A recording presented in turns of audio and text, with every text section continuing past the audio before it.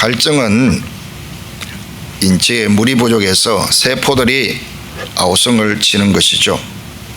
갈증은 이제 체액이 부족하면 나타나는 몸의 어떤 현상이죠. 뭐 체액이 부족하거나 탈수로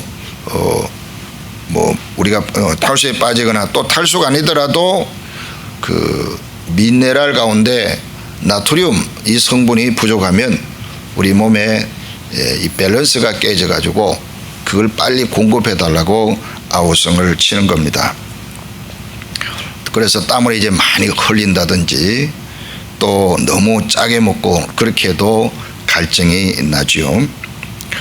이 탈수가 이제 생명에 지장도 주기 때문에 특별히 더울 때는 조심해야 되겠죠.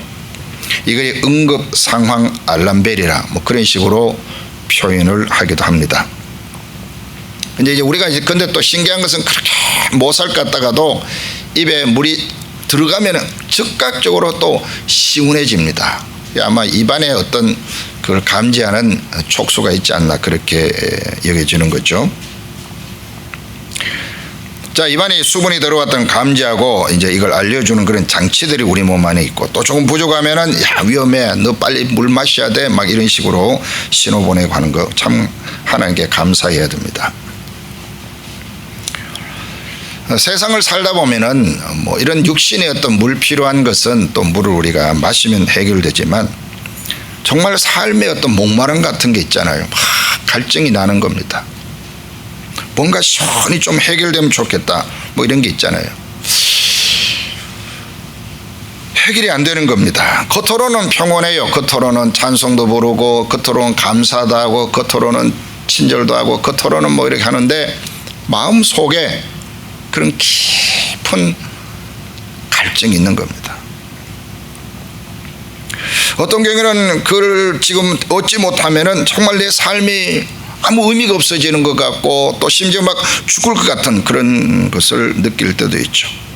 영혼 깊은 곳에서 갈증을 느끼는 겁니다. 혹시 여러분에게도 그런 갈증이 있습니까?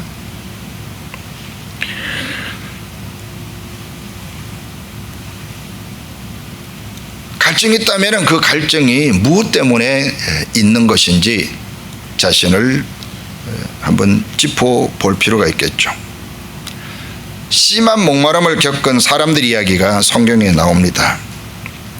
그런데 하나님의 은혜로 그 갈증들을 해결했습니다. 자, 우리 현장으로 한번 가볼까요?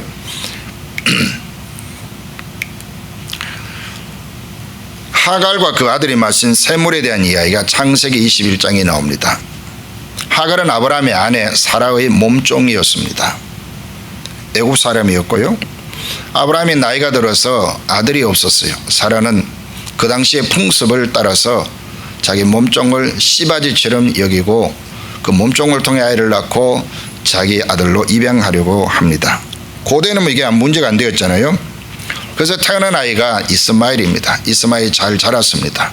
처음에 이스마엘이 잉태하고 나서 하갈이 자기 주인에게 거칠게 못마땅히 막 구니까 화가 나가지고 한번 내쫓았는데 다시 이제 하나님이 야 가서 순종해라 해가지고 다시 들어가서 이제 살았습니다. 그리고 아이를 낳고 아이가 이제 어느 정도 성장을 합니다.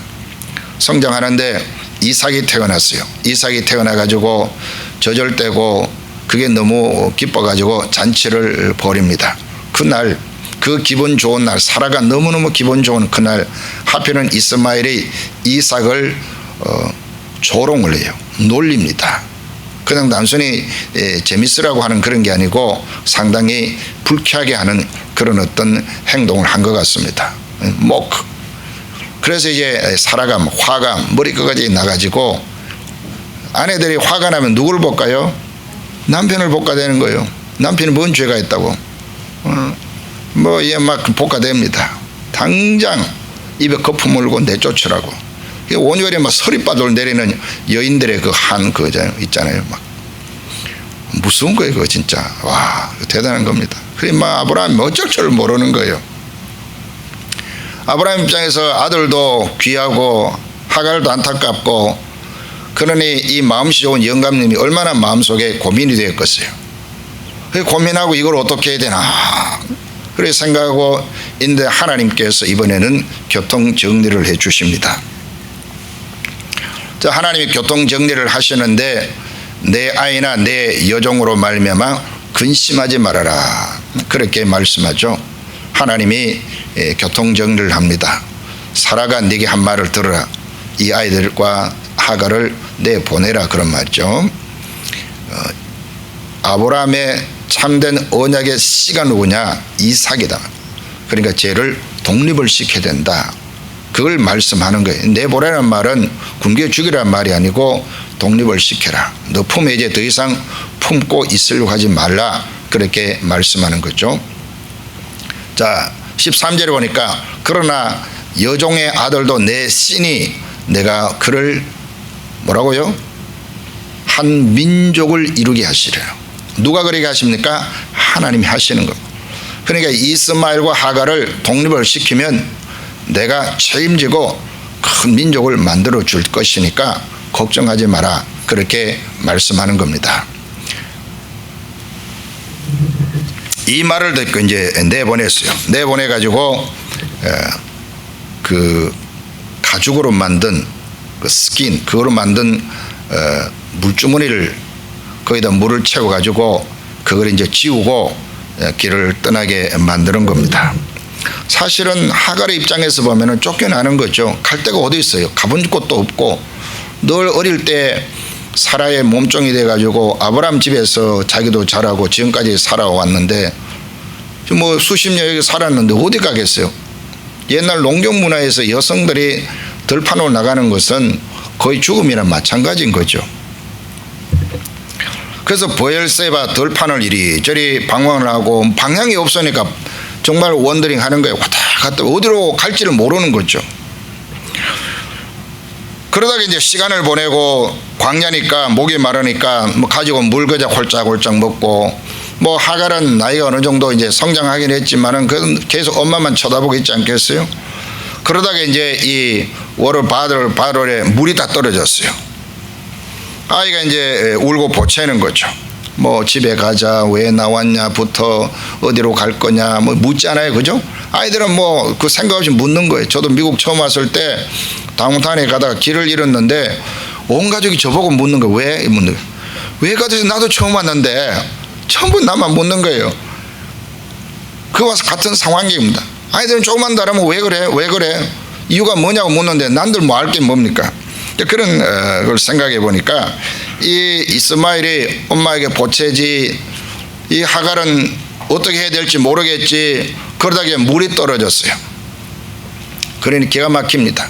그래서 덤불이 있는 슈랍, 이 덤불이 있는 그곳에 약간 그늘이 지니까 거기다 아이를 앉혀놓고 저만치 성경에 보니까 활을 쏘아가지고 화살이 도달할 만한 거리라고 하니까 뭐 저만치 되겠죠. 거기에서 이제 아이를 바라보면서, 그래도 엄마니까 참 그 장면이 재밌더라고요.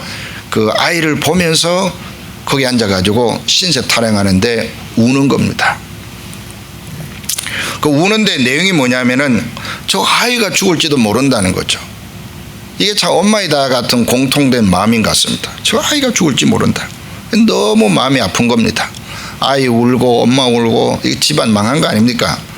얼마나 참 안타까운 그런 모습입니까? 근데 우리 하나님이 그 어린 아이의 소리를 들으셨다고 말씀합니다. 아브라함의 씨로 내가 민족을 만들어 주겠다고 약속했는데 그 아이가 울고 있는 거예요. 하나님이 그 목소리를 들으신 겁니다. 그리고 하갈의 그 안타까운 음성을 하나님이 들으셨죠. 그래서 하나님이 천사를 보내어서 하갈아 무슨 일이냐, 두려워하지 말라. 하나님이 저기 있는 아이의 소리를 들으셨나니 이런 아이를 일으켜 내 손으로 붙들라. 그가 큰 민족을 이루게 하시리라. 그렇게 말씀하죠. 자, 그리고 이제 하나님께서 이 하갈의 눈을 열어줍니다. 하갈의 눈을 열어가지고 샘물을 보게 하고 그 샘물에서 물을 기르다가 자기도 마시고 아이도 주고, 그렇게 하나님이 그들의 그 갈증을 해결해 주셨다고 말씀하고 있습니다. 자, 여기서 우리는 하갈이 버림받은 입장이죠. 또 이스마엘도 버림받은 겁니다. 그 버림받은 하갈과 이스마엘의 목마름을 해결해 주는 겁니다. 누군가가 우리에게 물을 주기를 바라고 구원자가 되어 주기를 바라는 그 간절함을 하나님께서 헤아려 주신 것입니다. 또 우리가 출애굽기로 건너가 보면요, 이스라엘 백성이 애굽에서 나오고 홍해를 건너서 수로랑 광야로 들어갑니다. 그 광야로 갔는데 한 사흘길쯤 갔는데 이 사람들이 또 물이 필요하지 않겠어요? 물이 필요해서 이렇게 이동하는 중에 저만치 보니까 오아시스가 있는 거예요. 거기에 종려나무가 있고 풀이 좀 있는 것 같습니다. 얼른 가보니까 물이 있는 겁니다. 얼마나 반갑겠어요. 그래서 얼른 성질 급한 사람 막 그대로 가가지고 물을 입에 딱 떼었는데 물이 얼마나 쓴지 너무 써서 뱉어버릴 수밖에 없는 겁니다. 쓴물이다 이제 이렇게 된 거예요. 자, 기대가 잔뜩 올라갔다가 그 실망하는 목소리 있죠. 하나님 앞에 이스라엘 백성들이 원망을 하니까 모세가 하나님 앞에 엎드려 기도하잖아요. 여호와께서 그때 목소리를 들으시고 한 나무를 가르쳐 주시고 그걸 그 물에다가 던져라 그렇게 말씀합니다. 그러니까 물이 달아졌어요. 이 막대기가 물을 바꾼 것이 아니라 하나님이 그들에게 쓴물을 단물로 바꾸어 주시는 은혜를 베풀어 주신 것입니다. 자, 이 사건을 통해서 하나님이 그들에게 계획한 게 있는데 그게 뭐냐면은 법도와 율례를 정하시고 그들을 시험하실세 너희가 너희 하나님 나 여호와의 말을 순종하고 내가 보기에 의를 행하며 내 계명에 귀를 기울이며 내 모든 규례를 지키면 내가 애굽 사람에 내린 모든 질병을 하나도 너희에게 내리지 아니하리니 나는 너희를 누구라고요? 치료하는 여호와임이니라. 하나님이 치료하는 분이라는 것을 경험하게 하는 거예요. 쓴물이 단물로 변하잖아요. 이 쓴물이 단물로 변한 거, 써서 마시지 못하는 물처럼 세상에는 우리가 기대하는 그런 기대치를 충족시키지 못하는 여러 가지가 많이 있습니다. 망가지고 깨어지고 상하고 뭐 이런 것들이 많이 있는 거죠. 우리의 몸과 마음 또 관계와 자연 등이 우리가 필요하지만 이게 망가져서 우리에게는 쓴 것이 되는 거예요. 우리는 그걸 기대했는데 인간관계에서 기대를 했는데 쓴 결과가 오는 겁니다. 우리가 직장 생활도 사업장도 그렇잖아요. 늘 좋으리라고 생각하고 덥석 쥐었는데 나중에 그게 뭐가 됩니까? 내 인생에 큰 고통이 되는 거예요. 아주 쓴물처럼 뱉어버릴 수밖에 없는 나에게 큰 상처와 짐이 되는 그런 일들이 벌어지는 겁니다. 그렇지만 이 마라의 쓴물이 단물로 변하는 사건처럼 하나님이 개입하시면은 하나님이 나를 도와주시면은 그 모든 것이 변하여서 내 인생에 크게 유익한 결과가 오는 줄로 믿습니다. 말의 쓴물 경험을 통해서 치료하시는 하나님을 만난 이스라엘처럼 오늘 우리에게도 그런 은혜가 필요한 줄로 믿습니다. 하나님께서는 그런 은혜를 베풀어 주십니다. 그러니까 우리가 쓴물을 만났을 때 쓴물을 만났다 이 내 인생이 왜 이 모양이냐 혹은 왜 당신이 이렇게 하냐 라고 하지 말고 그 쓴물을 변화시키는 하나님을 찾아가시기를 바랍니다. 하나님이 개입하셔서 하나님께서 정말 내 인생의 힐러가 되시는 것을 경험하시기를 바랍니다. 그리고 이제 이스라엘 백성이 광야에서 38년을 살았습니다. 그리고 38년이 지난 뒤에 이제 가나안 땅으로 가기 위해서 이동을 하는데 진이라는 이 광야에 우리 한글 성경은 신이로 있는데 이 광야에 가데스라는 지역을 지나갑니다. 그런데 광야길을 걷다 보니까 목이 몹시 말랐겠죠. 또 좀 참았는데 물은 참는다고 참아지지 않거든요. 특별히 더운 날에는 참는다고 참아지지 않는 것입니다. 그래서 이 사람들이 이동을 하다가 물이 없어가지고 이제 성질이 난 겁니다. 성질이 나가지고 이 사람들이 모세와 아론에게 지금 막 따지고 있는 거예요. 그냥 물이 없는데 어떡하죠? 이게 아닙니다. 막 성질이 머리까지 올라와가지고 사람이 일순간에 악한 말을 한 사람이 뱉으면요 금방 어떻게 돼요? 분위기가 확 끌어올라가지고 독한 말을 확 전부 다 속에 뭐가 들어앉아 있는 뱀이 나와가지고 독사들이 나와가지고 손 막 물고 그렇게 하는 거예요. 그래서 우리가 화날 때 조심해야 됩니다. 화는 독을 뿜어내기 때문에 굉장히 나도 죽고 남도 죽죠. 백성이 모세와 다투어 말하 이르되 우리 형제들이 여호와 앞에서 뭐라고요? 죽을 때에, 여호와 앞에서 죽을 때가 언제입니까? 하나님이 심판받을 때거든요. 악을 행하여서 하나님이 경고로 심판을 할 때, 그때에 우리도 죽었더라면 말합니다. 참 악하잖아요. 진짜 이스라엘 보면서 우리 인간의 악을 보아야 됩니다. 우리의 태도를 보아야 되는 거예요. 우리가 다를 바가 없어요. 조금만 하나님 봐주면은 그냥 웃다가도 조금만 어려우면 어떻게 해요? 마음이 딱 돌아지고 조금만 불편하면 하나님께 대하여 감사가 사라져버리고 하나님 향한 마음들이 무너져 버린 거예요. 마귀가 우리 마음을 그렇게 장난질을 치는 거죠. 그래서 우리도 죽었더라면 좋을 뻔하였도다. 너희가 어찌하여 여호와의 회중을 이 광야로 인도하여 우리가 우리 짐승이다 여기서 죽게 하느냐. 여러분 죽게 합니까? 반드시 가나안 땅에 가게 하는데 죽겠다는 겁니다. 그 죽겠다는 사람은 하나님 빨리 그냥 죽으라고 하시면 되는데 그거 살려가지고 데려가십니다. 이걸 보고 우리가 구원해서 실망하지 않는 것을 발견하게 되는 거죠. 그렇게 하나님 원망하죠. 그리고 이제 계속해서 뭐라고 합니까? 너희가 어찌하여 우리를 애굽에서 나오게 하여 이 나쁜 곳으로 인도하였느냐. 여러분 이집트에서 이스라엘 백성이 살았던 세월이 좋았나요? 희망적이었나요? 못 살겠다고 울부짖었던 사람들 아닙니까? 못 살겠다고 구원자를 기다렸던 그 사람들 아닙니까? 그 살려놓았더니 보따리 내놓으라는 겁니다. 참 이스라엘 백성들이 그 보여주는 모습이나 우리 조상들이 경험했던 인간의 모습이나 다를 바가 없어요. 살려놓았더니 보따리 내놓으라는 겁니다. 조금 더 손해를 안 보려는 인간의 악하고 이기적인 마음들이죠. 모세도 사실은 하나님이 가라고 해서 가는 것이고 모세가 하나님 앞에 지금 쓰임받고 있기 때문에 모세 입장에 오히려 마음고생하잖아요. 이럴 때 성숙한 사람이라면 얼마나 고생이 많습니까? 우리 때문에 하지 않아도 고생을 하시는군요.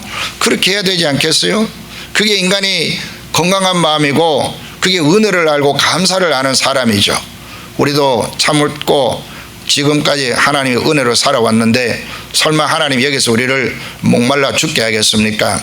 그렇게 하나님이 하실 것 같으면 애굽에서 죽도록 내버려 두면 되지 무엇 때문에 구원하고 홍해에서 애굽의 군대를 다 물에 수장시키고 우리를 여기까지 데려왔겠습니까? 그 옛날 수로 광야에서도 우리가 물이 없어 마시지 못할 때 쓴물을 단물로 만들어내신 하나님인데 하나님께 우리가 기도합시다. 모세 걱정하지 마세요. 우리 같이 한번 기도해 봅시다. 이런 사람이 한 명이라도 나왔어야 되잖아요. 그런 사람이 없는 거죠. 리더들이라는 사람들이 다 꿀먹은 벙어리처럼 무책임하게 입 딱 다물고 있는 거예요. 책임 안 지는 겁니다. 오늘 이런 사람이 얼마나 많습니까? 자기 이익이 되는 일에는 얼른 나서지만 자기가 좀 책임을 지고 힘들다 싶으면 싹 숨어버리는 겁니다. 그리고 다 책임을 떠넘겨버린 거죠. 모세가 너무 이때는 마음이 상하였어요. 오랜 광야 생활로 인하여서 그런 마음이 생겼는지도 모르겠어요. 그래서 20장 5절에 보니까 너희가 어찌하여 우리를 애굽에서 인도하여 이 나쁜 곳으로 인도하였느냐. 자, 여기에는 파종할 것도 없고 무화과도 없고 포도도 없고 석류도 없고 마실 물도 없다. 있는 게 뭐가 있느냐. 아무것도 없다. 이제 이렇게 되는 거예요. 여러분 불평은 이해는 할 수 있겠죠. 정상적인 불평도 있잖아요. 그러나 그 불평이 지나온 세월의 은혜와 감사를 다 쏟아버린다면 그 불평은 도가 넘치는 거죠. 관계를 전부 깨뜨려버리는 그런 말을 하는 건 그것은 참으로 옳은 일이 아니잖아요. 막 나오는 겁니다. 자, 이스라엘 백성들이 목이 마릅니다. 어떻게 하면 좋습니까? 이 문제를 우리 하나님이 기도합시다 라고 하는 은혜의 말이 한마디만 있었더라도 그 분노가 가라앉았을 텐데, 그 원망이 가라앉았을 텐데, 하나님 우리를 여기까지 데리고 와서 죽이려고 데리고 왔냐고 그렇게 하는 이 악한 말.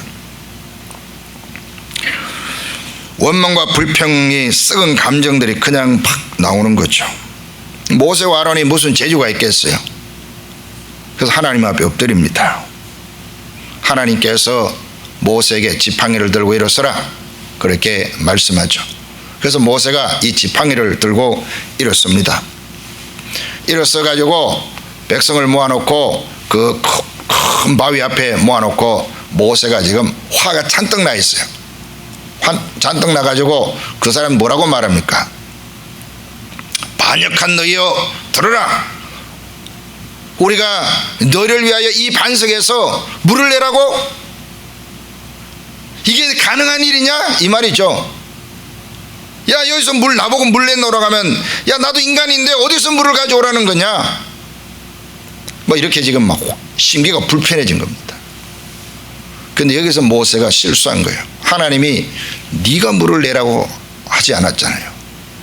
하나님께서 물을 내게 하겠다고 하시는데 순종해서 반석에 물을 딱 쳐서 물이 나왔으면 하나님의 그 능력 앞에 이스라엘 백성들이 또 감동하고 다시 믿음을 추스려 갈 터인데 모세가 얼굴이 막 화가 나가지고 막 이걸 나보고 바위에 물을 내라고 하냐고 막 성질 나가 그걸 막 딱 내리치니까 백성들도 얼어붙은 거죠.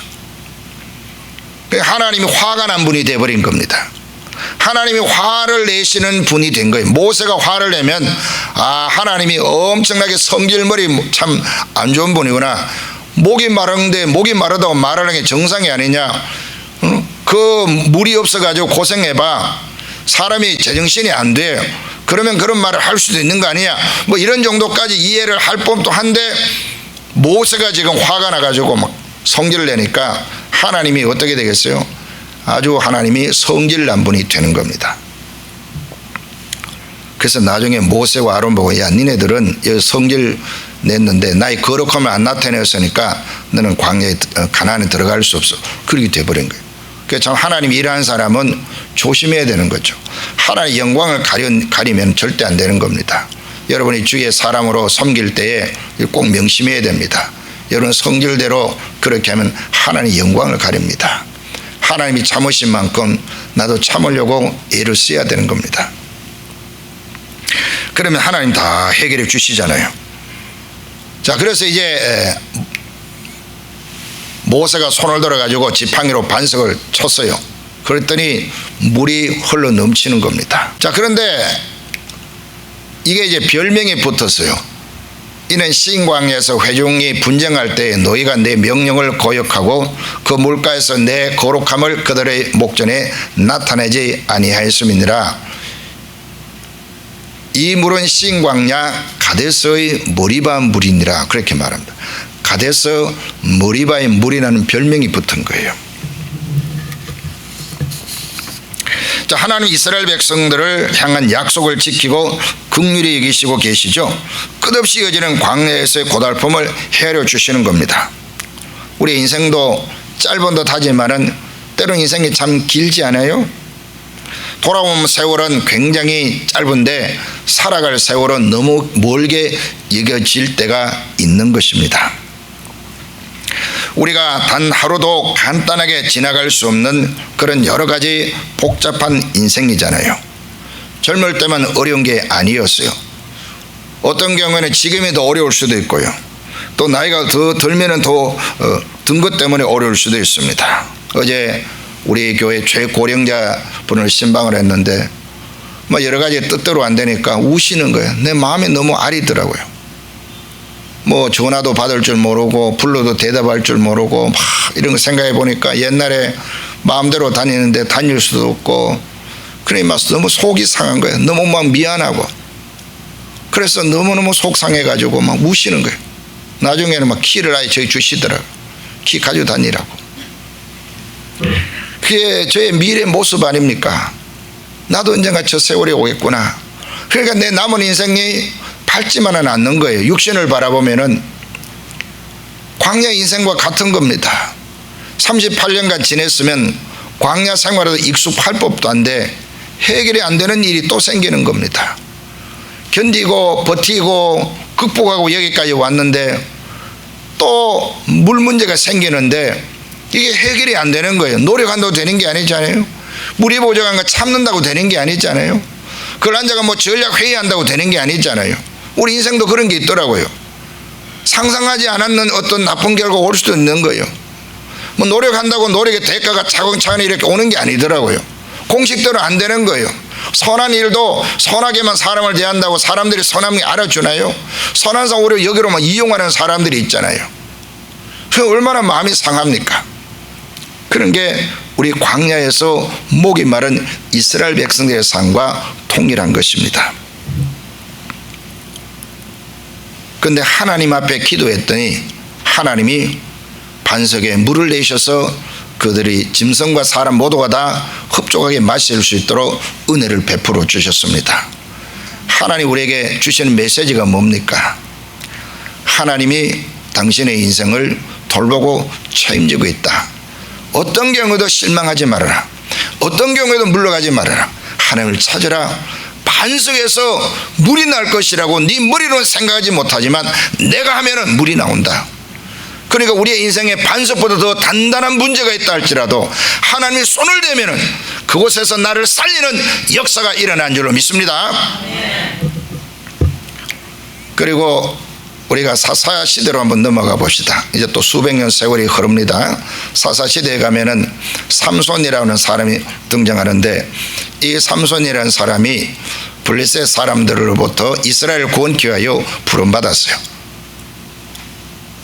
이 삼손이 어느 날 블레셋 사람들이 자기에게 행한 그 악한 일에 대하여 이번에 내가 제대로 한번 복수하겠다고 생각하고 이 삼손이 나귀의 턱뼈를 가지고 1000명의 사람들을 죽입니다. 그러니 온 힘을 다해서 하나님의 초자의 능력이 임하였지만 그도 육신의 에너지를 다 썼습니다.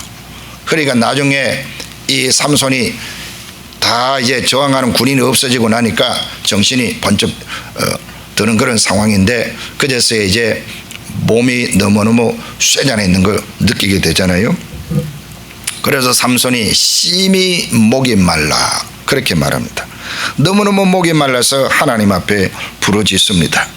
주께서 주의 종의 손을 통하여 이 큰 구원을 베푸셨사오나 내가 이제 목말라 죽어서 할례받지 못한 자들의 손에 떨어지겠나이다. 목말라 죽을 같은 거예요. 그리고 여기서 자기가 쓰러지면 이 블레셋 사람들 앞에서 쓰러지게 되면 그게 얼마나 망신이냐 그런 말을 지금 하는 거죠. 그때 하나님께서 들으시고 레위에서 한 우묵한 곳을 터뜨리시니 거기서 물이 솟아나온지라 삼손이 그것을 마시고 정신이 회복되어 소생하니 그러므로 그 샘 이름을 엔하코레라 그렇게 불렀어요.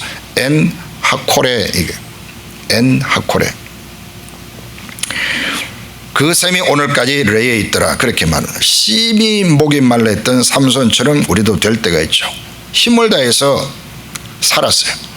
그러다 보니까 마음의 에너지가 다 없어져 버린 겁니다. 자식을 키운다고 온갖 어려움 속에 자식을 다 키웠는데 어느 순간에 보니까 내 삶이 에너지가 바닥이 나서 삶이 회의가 드는 겁니다. 그럼 내 인생이 뭐냐, 무엇을 위해 살아왔는지 잘 모르는 거죠.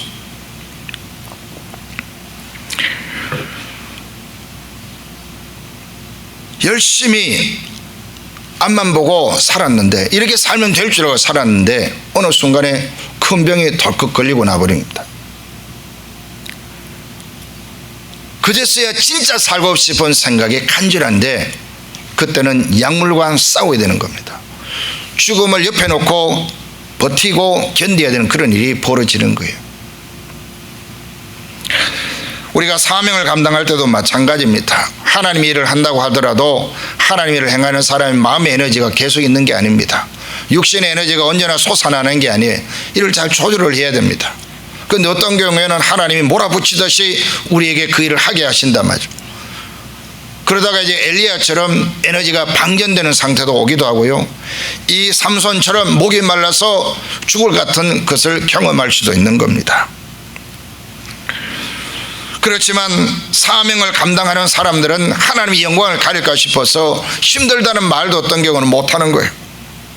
때로는 너무 두려워서 죽을 것 같은 공황장애가 오더라도 쉽게 그것을 열어서 이야기하지 못하는 거예요.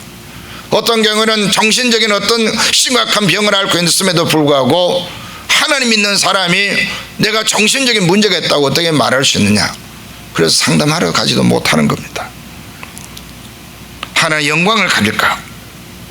어떤 분은 일생 기도가 있습니다. 하나님 앞에 영광 가릴까 싶어서 쓰러지지 않게 해달라고 하나님 앞에 기도하는 겁니다. 저 사람 예수 믿고 잘 되고 있다라고 말을 들어야 되는데 예수 믿고 저렇게 충성하는데 병에 걸렸단다, 중풍에 걸려서 쓰러졌단다, 그뭐 예수 믿어가 그 뭐하냐, 이런 말을 들을까 싶어서 하나님 앞에 하나님 영광 가리지 않도록 마지막 생애까지 하나님 나를 붙들어 달라고 새벽마다 엎드려 기도한단 말이죠. 여러분, 우리가 하나님 영광을 가릴까 싶어 전전긍긍하지만은 속에 에너지가 없는 사람이 있거든요. 마음이 부드럽지가 않는 겁니다. 마음의 생명이 흘러 넘치지 않는 거예요. 이 삼손처럼 있는 힘을 다해서 문제를 해결하고 났더니 에너지가 다 소진되어 버린 그런 일이 벌어지는 겁니다. 여러분, 이상에서 본 것처럼 인생들이 삶의 고비고비에 얼마나 심한 갈증들을 느낍니까? 우리도 그런 걸 느낄 수가 있는 거예요. 여러분들이 혹시 알고 있는지 모르지만 목마른 사슴 시냇물을 찾아 헤매듯이, 영어로 As the Deer라는 그런 노랫말이 있는데요, 이걸 작곡 작사한 배경을 여러분 좀 설명하려고 합니다.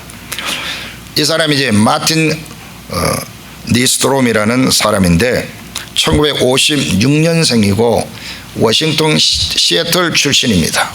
이 사람이 톨사에도 공부도 하고 또 저기 텍사스의 오랄 로버트 유니버시티에 나왔다고 뭐 그런 이야기도 하는데, 이 사람이 음악을 전공한 사람이에요.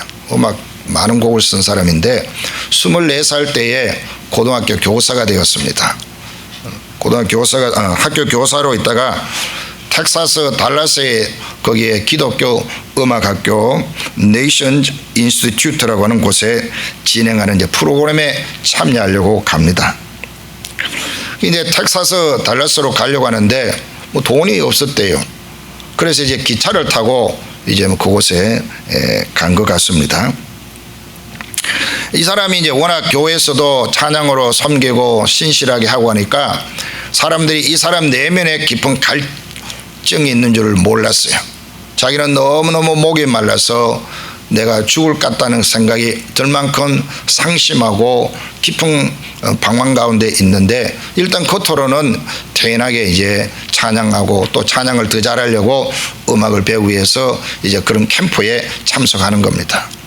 근데 사실 내면에는 무슨 상처가 있었냐면은 사랑했던 사람과 헤어지게 된 거예요. 그러니 청년 시절에 그 사랑이 떠나면은 다 끝난 것 같잖아요.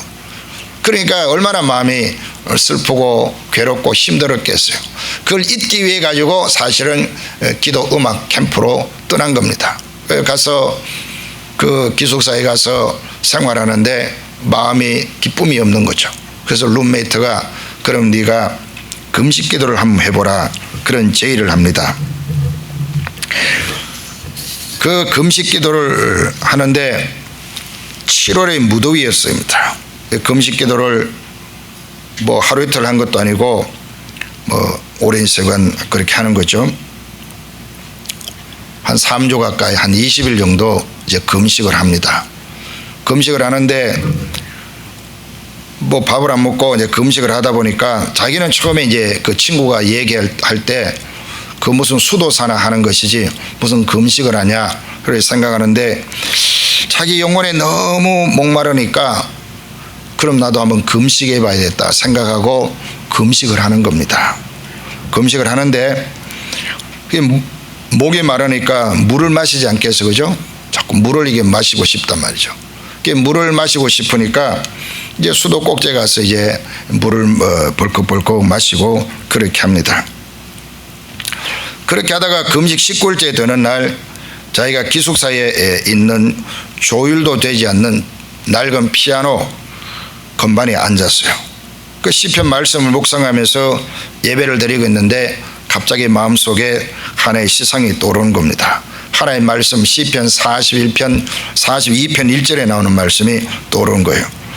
그게 바로 하나님이여 사슴이 시냇물을 찾게 갈급한 같이 내 영혼이 주를 찾게 갈급하니다. 그런 말씀이 있어요. 이 말씀이 떠오르면서 멜로디가 떠오른 겁니다. 그래서 이제 건반을 똥똥똥 치면서 멜로디를 한번 따라가지고 이 시편의 말씀을 붙여보는 거예요. 그리고 나서 이어서 이제 그 다음에 나오는 건 뭐냐면은 자기 신앙 고백입니다.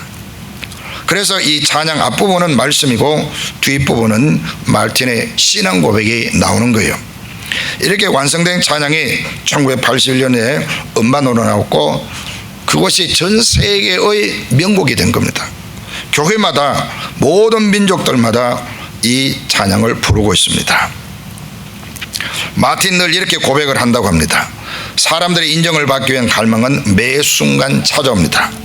그때마다 나는 예수님 당신만을 갈망합니다 라고 고백을 한 겁니다. 여러분, 하갈과 그의 아들, 쓴 마라의 물을 마신 사람들, 가데스의 머리바 물가에서 다른 사람들, 목이 말라 블레셋 앞에서 죽을지도 몰라 부르짖은 삼손, 그리고 시련의 아픔으로 심한 갈증을 느낀 마틴 니스트롬, 이런 다 갈증에서 구해준 것이 무엇입니까? 그냥 단순히 물이었을까요? 아닙니다. 목마를 때마다 만나신 하나님인 줄로 믿습니다. 그들의 갈증을 하나님께서 해결해 주셨습니다. 바울 사도는요, 이 가데스 그 머리와 물을 어떻게 해석하느냐면은 반석으로부터 나오는 예수 그리스도임을 그가 말하고 있습니다. 고린도전서 10장 4절 같이 읽어볼까요? 모두가 같은 신령 음료를 뒤따르는 신령한 반석으로부터 마셨으니 그 반석은 곧 그리스도시니라. 아멘. 예수님이 십자가에서 죽으시면서 자기 살을 찢으시고 피를 흘려주셨습니다. 죄와 사함으로부터 우리를 구원해 줄 참된 양식과 물을 주신 것입니다. 예수님을 믿고 예수님 안에 있으면 이에 우리는 더 이상의 갈증이 사라지는 줄로 믿습니다. 그래서 요한복음 6장 55절에 보니까 내 살은 참된 양식이요 내 피는 참된 음료로다고 말씀하고 있습니다. 주님 자신이 우리를 위해서 살을 찢어 주셨는데 그 살이 우리에게 정말 참된 음식이라고 말을 하는 겁니다. 또 예수님이 흘린 그 피는 우리가 그 피의 공로로 말미암아 영원히 목마르지 않게 되는 진짜 음료라고 말하는 겁니다. 사랑하는 성도 여러분, 아직도 여러분 갈증을 느끼십니까? 무엇이 여러분을 그렇게 갈증을 느끼게 만듭니까? 지금까지 갈증을 해결하려고 여러 방법을 시도해 오지 않았습니까? 돈을 따라가 보기도 하고 오락을 따라가 보기도 하고 뭐 사람을 따라가 보기도 하고 나름대로 여러분이 애써왔지 않습니까? 그것이 여러분을 진짜 시원하게 주던가요? 그런 것은 일시적인 만족을 주었을 것입니다. 그러나 참된 시원함을 준 것이 아닙니다. 이제 예수 그리스도를 만나십시오. 예수 그리스도는 우리에게 리얼 드링크가 되십니다. 예수 그리스도는 리빙 워터가 되십니다. 살아있는 생명수가 됩니다. 그 예수 그리스도를 여러분이 마시게 되면 우리에는 모든 갈증이 해결되는 줄로 믿습니다. 요한복음 7장 38절을 보니까 나를 믿는 자는 성경에 이룬 것 같이 그 배에서 생수의 강이 흘러나오리라. 하나님께서 예수 그리스도를 통하여서 우리에게 영원히 흘러넘치는 생수를 주신다고 약속하셨습니다. 예수님을 통하 이 생수를 마심으로 여러분 속에 있는 진정한 갈증들이 다 해소되고 하나님이 주시는 시원함을 누리시기를 주 이름으로 축원합니다. 그래서 마틴 니더스트롬처럼 주님만의 나의 방패, 나의 참소망, 나의 몸, 나의 정성 다와 저 주님을 경배합니다 를 늘 고백할 수 있기를 바랍니다. 기도하겠습니다.